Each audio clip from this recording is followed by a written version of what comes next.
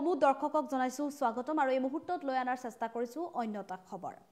মাহে ৰমজান আৰু মাহে ৰমজানৰ প্ৰথমটো ৰোজাৰ দিন আজি ৰোজাক লৈ এতিয়া প্ৰতিগৰাকী ইছলাম ধৰ্মাৱলম্বী লোকে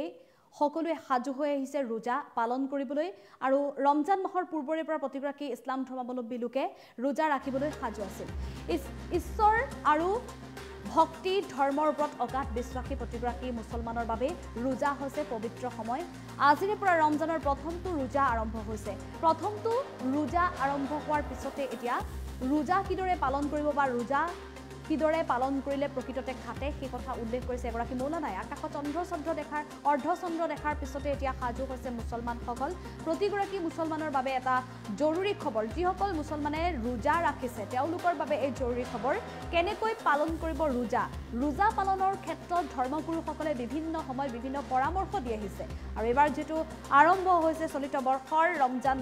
মাহে ৰমজানৰ সময়খিনিত ৰোজা ৰখা প্ৰতিগৰাকী লোকে জানে কিছু নিয়ম তেওঁলোকৰ পৰম্পৰা ৰক্ষা কৰি ধৰ্মক দুহাই দি বিভিন্ন ধৰণৰ নীতি নিয়ম ৰক্ষা কৰি আহিছে কিন্তু কি কৰিলে ৰোজা ভাঙি যাব আপোনাৰ ৰোজা ৰখাৰ কিছুমান নীতি নিয়ম আছে ইফতাৰ কেতিয়া কৰিব লাগে ইফতাৰৰ নিৰ্দিষ্ট সময় ইতিমধ্যে এক সময়সূচী প্ৰতিদিনে সলনি হয় সময়সূচী আৰু জিলা ভিত্তিকে সময়সূচী সলনি কিন্তু কিদৰে বা কেতিয়া কৰিব লাগে পুৱা আজানৰ পূৰ্বে সেহেৰি কেনেকৈ গ্ৰহণ কৰিব সেহেৰিৰ সময়ও ইতিমধ্যে তালিকা প্ৰকাশ পাইছে ইফতাৰৰ সময়ৰ 5 মিনিটৰ আগতো যদি খাদ্য গ্ৰহণ কৰে ৰোজা ভাঙি যাব আপোনাৰ সেহেৰি গ্ৰহণ কৰাটো আছে কিছু নিয়ম সেহেৰিয়ে হওক বা ইফতাৰে হওক প্ৰতিটো দিনৰে প্ৰতিটো সময় নিৰ্দিষ্ট এটা সময় থাকে আৰু আজান দিয়াৰ সময়ত কি কৰিব নালাগে মুছলমানসকলে যেটো মছজিদৰ পৰা যেতিয়া আজানৰ শব্দ ভাঙি আহে সেই সময়ত মুছলমানসকলে কি কৰিব নালাগে ৰোজা ৰাখিলে কেনেকৈ নামাজ আদায় কৰিব লাগে সকলো কথা এগৰাকী ধৰ্মগুৰুৱে উল্লেখ কৰিছে ৰমজান মাহৰ ৰোজা সম্পৰ্কে আপুনি জানিবলগীয়া বহুত গুৰুত্বপূৰ্ণ কথা আগবঢ়াইছে বহু পৰামৰ্শ আগবঢ়াইছে মৌলানা আহমদ আলীৰ সাহাবৰ গুৰুত্বপূৰ্ণ মন্তব্য ৰোজা সন্দৰ্ভত আৰু যেহেতু এতিয়া মাহে ৰমজান আৰু মাহে ৰমজানৰ আজি পবিত্ৰ প্ৰথমটো ৰোজাৰ দিন পবিত্ৰ ৰমজান মাহৰ প্ৰথমটো ৰোজাৰ দিন ঈশ্বৰৰ ওপৰত অগাধ বিশ্বাসী ধৰ্মৰ ওপৰত অগাধ বিশ্বাসী ভক্তিক বিশ্বাস কৰি চলা ইছলাম ধৰ্মাৱলম্বী লোকসকলে পবিত্ৰ ৰমজান মাহতে ৰোজা ৰাখিবলৈ সাজু থাকে ৰমজান মাহ কেতিয়া আৰম্ভ হ'ব আকাশত অৰ্ধচন্দ্ৰ কেতিয়া দেখিবলৈ পাব সকলোৰে দৃষ্টি স্থবিৰ হৈ আছিল কেৱল আকাশত আৰু এনে অৱস্থাতে যেতিয়া আকাশত অৰ্ধচন্দ্ৰ দেখা পালে তেতিয়া আনন্দ উৎসাহৰ অন্ত নাই ইছলাম ধৰ্মাৱলম্বী লোকসকলৰ মাজত আজিৰ দিনটোৰ পৰা আৰম্ভ কৰি প্ৰতি ঘৰ যদি আপুনি ইছলাম ধৰ্মাৱলম্বী লোকৰ পদূলিলৈ যায় আপুনি দেখিবলৈ পাব আনন্দ উৎসাহ আৰু দেখিবলৈ পাব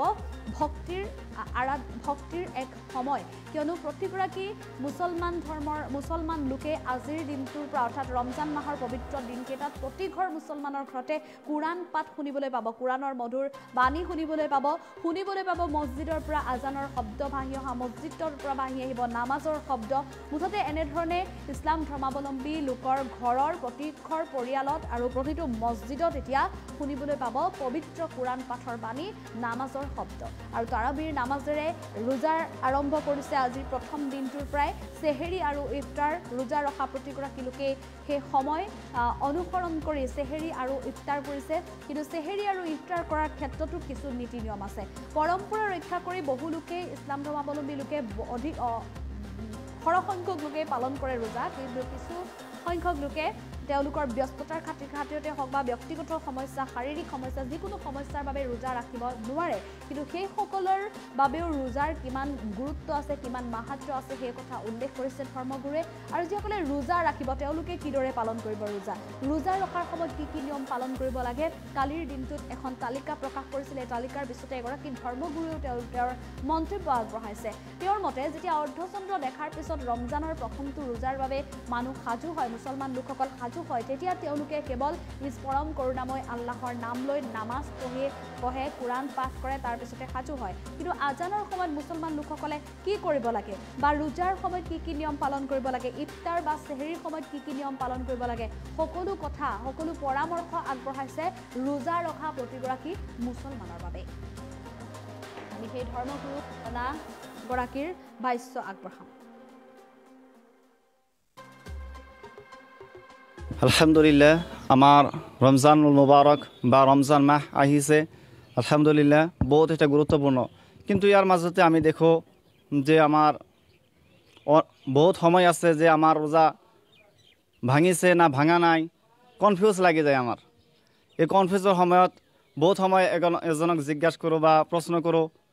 তেতিয়া কৈ দিয়ে ভাঙি গৈছে, কিন্তু প্ৰকৃতভাৱে ভাঙা নাই, বা কৈ দিয়ে যে ভাঙা নাই, প্ৰকৃতপক্ষে ভাঙি গৈছে। বহুত কনফিউজত পৰি যাওঁ। তো সেইকাৰণে বহুত একটা ভাল প্ৰশ্ন যে এইটো আমাৰ ক্লিয়াৰ হ'ব লাগে। ক্লিয়াৰৰ মাজত যে কিছু বস্তু আছে ভাঙা নাযায়। কেইটা বস্তু আমি ধৰি ৰাখোঁ যে মুখ ভৰ্তি হৈ যদি বমি আহে, অকলে যদি আহে, তেনেহ'লে বমি আহিলেও ৰোজা একো নহয়, ৰোজা নষ্ট নহয়, ৰোজা নাভাঙে। কিন্তু আমাৰ ইয়াতে কি যে বমি হৈছে, ৰোজা ভাঙি গেছে, খাই পেলা, এইটো ভুল।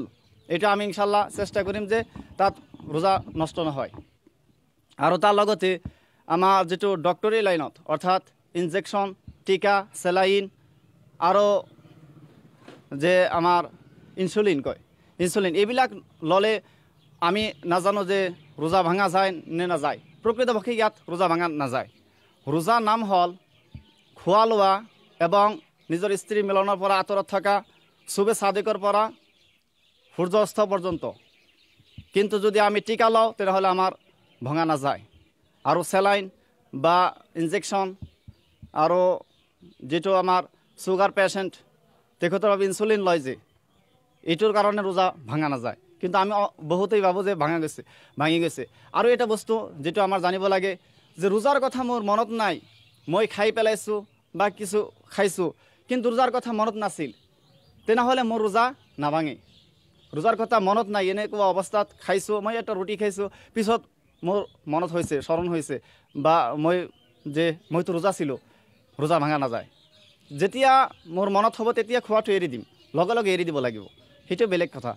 কিন্তু এনেকুৱা বহুত পৰিস্থিতি হয় যে আমাৰ ৰোজা ভাঙি গৈছে, পিছত ভাঙি হ'ল। আৰু এটা বস্তু আমাৰ যিটো যুৱক, বিশেষকৈ যুৱ চামক আমি ক'ব খুজিছোঁ যে আমাৰ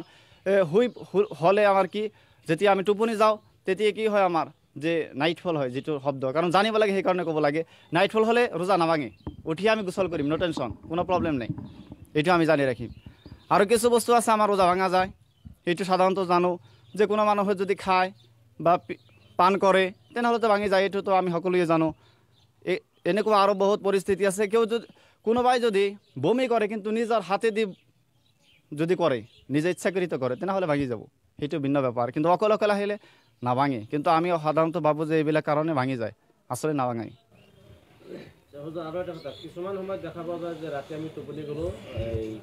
শেষ ৰাতি আমি সাৰ নাপালোঁ, তেতিয়া কি কৰিব লাগিব? এটা বহুত ধুনীয়া এটা প্ৰশ্ন কৰিছে যে আমি সাৰ পালোঁ, উঠি দেখোঁ যে আজান হৈ গৈছে বা আজানৰ সময় হৈছে। তেনেকুৱা পৰিস্থিতিত আমি অৰ্থাৎ চাহাৰী খাব পৰা নাই। চাহাৰী খোৱাটো সুন্নত। চাহাৰী যদি আমি খাব নোৱাৰোঁ, তথাপি আমাৰ ৰোজাৰ কোনো ক্ষতি নহয়, আমি ৰোজা ৰাখিব পাৰিম, মনে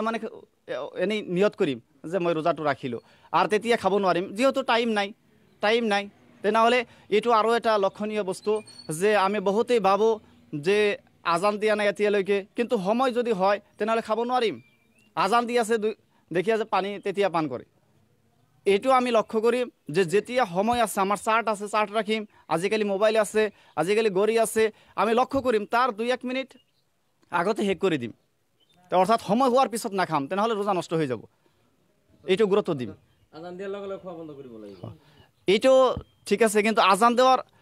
আৰম্ভ হোৱাৰ আগতেই বন্ধ কৰিব লাগিব। যেহেতু আজানটো 2-1 মিনিট পিছতো দিয়ে কোনো মছজিদত, বা আজান লগে লগে দিয়ে, এতিয়া যদি বন্ধ কৰিবলৈ যাওঁ তেনেহ'লে আৰু 2 মিনিট লাগিব, পানী খাব লাগিব বা কিবা কিবি, সেইটো সম্পূৰ্ণ কৰিব লাগিব। আজানৰ আগতেই সম্পূৰ্ণ কৰিব লাগিব। আমি মোবাইলৰ দিশত বা আমি ঘড়ী, এইবিলাক আমি দেখিম যে আমাৰ এতিয়া সময় শেষ হ'ব, 2-1 মিনিট আগতে শেষ কৰি দিম, এতিয়া 2 মিনিট আগতে শেষ কৰি দিম, এইটো ভাল হ'ব, এইটো আমি গুৰুত্ব দিম। কিছু সময়ত আৰু এটা কথা লক্ষ্য কৰা যায় যে ইফতাৰৰ সময় হোৱা নাই, কিছুমান ভুলবশতঃ আগতে ইফতাৰটো কৰি পেলাই, তেনেহ'লে এইটো এটা কথা আছে, ইফতাৰৰ সময় হোৱা নাই কিন্তু আমি ইফতাৰ কৰি পেলাইছোঁ, পিছত গম পালোঁ যে 5 মিনিট আগতে ইফতাৰ কৰিছোঁ বা 10 মিনিট আগতে ইফতাৰ কৰিছোঁ, তেনেহ'লে ৰোজাটো ভাঙি গৈছে। পিছত এইটোৰ কাজা কৰিব লাগিব, অৰ্থাৎ এটাৰ পিছত এটা কৰিব লাগিব। এইটো ৰমজানৰ পিছত আজিকালি মোবাইল আছে, এইটো সতৰ্ক হ'ম আৰু বেলেগক সুধিম আমি, যিসকলে মোবাইলৰ বিষয়ে বুজে, কিছু আছে নুবুজে, তাক আমি কৈ দিম সময় হোৱাৰ পিছত সেই ইফতাৰ কৰিব লাগিব, আগতে কৰিলে তেনেহ'লে ৰোজাটো নষ্ট হৈ যাব। আলহামদুলিল্লাহ,